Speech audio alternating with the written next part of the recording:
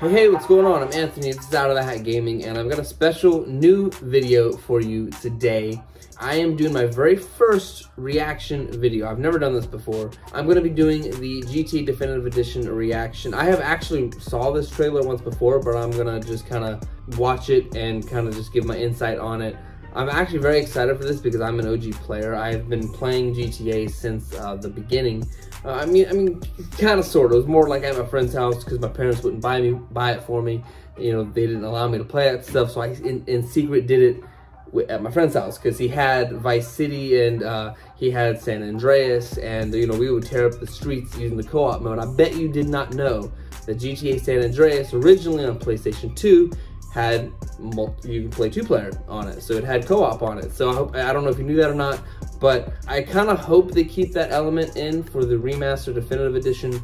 But we'll just have to wait until it comes out and see. As soon as it drops, I am definitely going to be getting it, and I'll feature it on this channel. But right now, this is going to be a reaction and my insight on this. So hope you enjoy it. Let's start it. So first things first, we'll be going to the internet.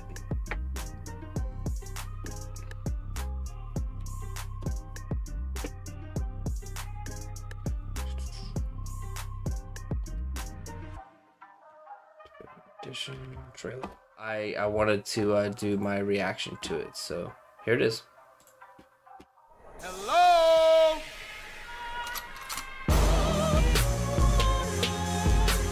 I got a little job for you, pal. Alright, now I'm gonna pause it real quick. I know it's only like 13 seconds into it, but I remember actually doing that mission in GTA 3 and just how weird it looked, you know? They mess with me, they mess with the biggest boy in town. And that guy there, if you didn't know, is a real famous Hispanic actor that does a lot of, well, badass roles. I'm glad to see things back the way they used to be. That looks sick. Now, I can never get over how that looks. I mean, that just looks sweet. I mean, the only bad thing is, I guess Claude is still not gonna have a voice, but still, that looks sick. Oh, that ought to put the coyote in the chicken coop. That's Burt Reynolds, by the way. Huh? Oh, yeah!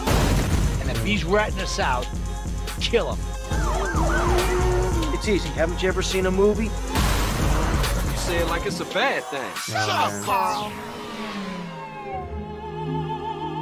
Man. And then, let's take it back real quick. Let's go to, yeah, right here. Look how shiny that is. I mean, that's incredible. I mean, yeah, that's basically what I was at. Alright. Now, my insight is this.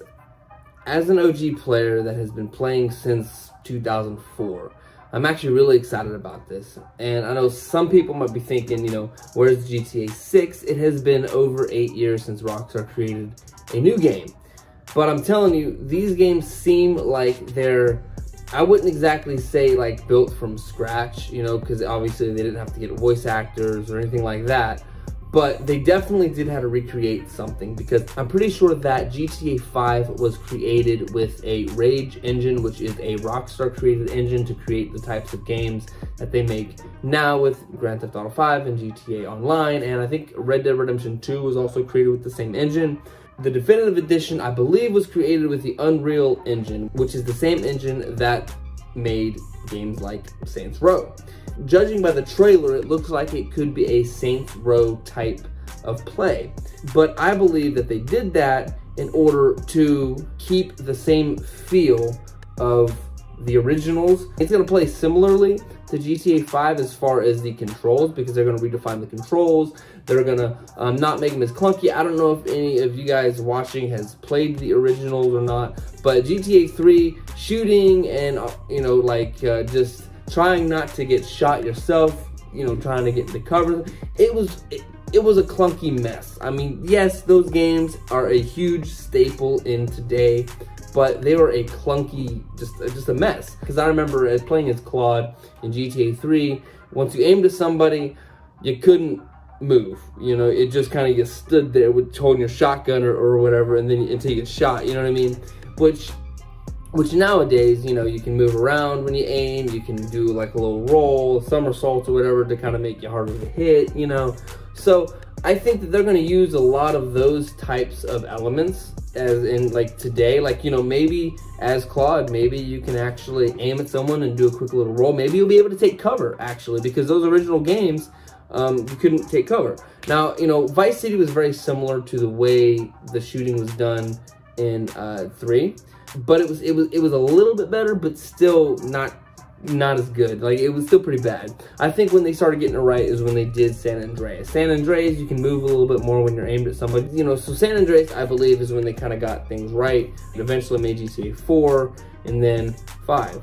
You know, and that's when 5 was like the biggest thing ever. I mean, it's still, I think, #1, like the most sold game ever. And another reason too is I believe they're making this definitive edition instead of a GTA 6. I don't even know if they're working on a 6, to be honest. Like, I would love to see them return to Vice City. With today's graphics, seeing Vice City in today's graphics would be amazing. I mean, they could make it bigger. They can make it where you can swim. I mean, there's so much that they can do. But they've chosen to do this, I believe, is because a lot of the people that are playing 5 and GTA Online right now have never even heard of anything before 5. Like, I mean, some people were born when GTA 4 came out. Some people were born when 5 came out and they're playing it. Like, you know, you'll get these 7, 8-year-old, 9-year-old kids playing this game. They don't even know there's anything before Grand Theft Auto 5. You know, that's the reason, obviously. But some people don't really think about that. So I'm thinking it will definitely be a callback to the OG players. They want the newer generation to kind of see the older games where they came from, you know. And I mean, like I said, Rockstar came a really long way. All the GTA, I mean, a lot of you watching know this, but a lot of the GTA Online sales and GTA Online shark card sales, which I'm totally against, but a lot of those really gave Rockstar the ability to do this. Now, a lot of you guys are probably thinking, why aren't they making a GTA 6? Where my opinion, what I believe, is because they got so much backlash for the way they did Red Dead Redemption 2. They've had people pulling 100-hour work week trying to develop this game, and I think that because of the backlash, because of how they did their employees, now they're at the point where, well, GTA Online is doing so well that they're basically on straight 8-hour, 5-day work weeks. You know, so 40 hours a week. You know, which I can't really blame them for, but again, we don't want another thing like Cyberpunk 2077, which again, I haven't played it, but I heard at launch it was a complete mess because the developers kind of rushed it out the door instead of taking their time and making an amazing game.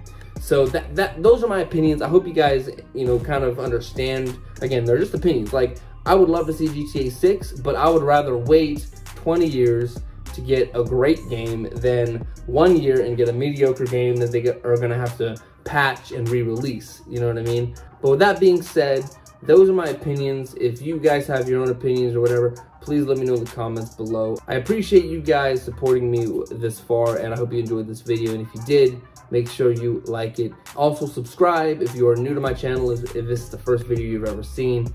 Help me out, hit the notification bell, all that jazz. And I will see you guys next time.